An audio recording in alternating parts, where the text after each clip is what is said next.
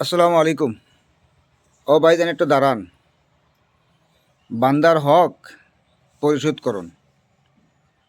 জানেন কি, হকুল্লাহ আর হকুল এবাদ একটা আরেকটার সাথে বহু ব্যবধান রয়েছে। হকুল্লাহ আল্লাহর হক আল্লাহ মাফ করে, কিন্তু হকুল এবাদ বান্দার হক আল্লাহ মাফ করে না। পাওনাটুকু পরিশোধ করে যান।